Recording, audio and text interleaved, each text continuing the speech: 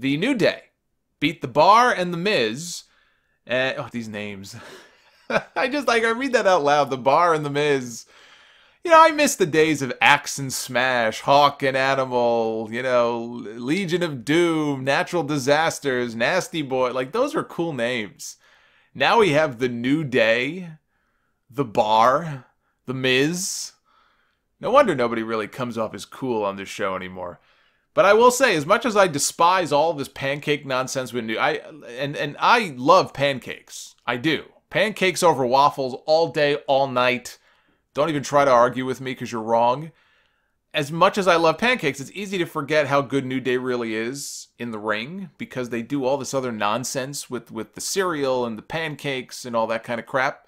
And the kids eat it up, you know, literally. They I guess, eat that stuff up, and that's fine. But they're really good. And you kind of forget about that, I think, sometimes. And you know, the matches with the Usos last year, matches like this. When you drop the comedy shtick for a few minutes, you remember how good these guys really are. Big E hit the big ending on The Miz for the win. All three members of New Day looked up at the Money in the Bank briefcase. And they tease which one of them is actually going to be entering the Money in the Bank match. We still don't know. I got an email from a listener, Travis, in Pennsylvania, sort of calling me out for being what he felt was very dismissive last week of Xavier Woods when I was talking about which New Day members should be in the Money in the Bank match.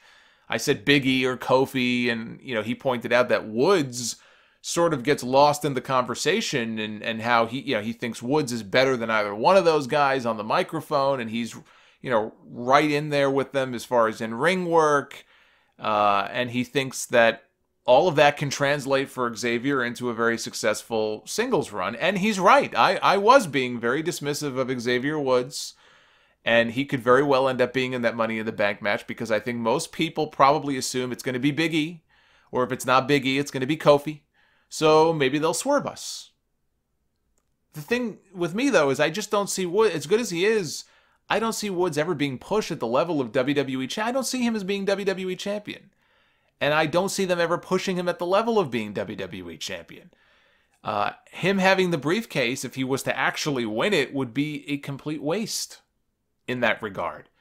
I just don't see him being taken seriously at that level. And it doesn't mean that he can't have a successful run as US champion.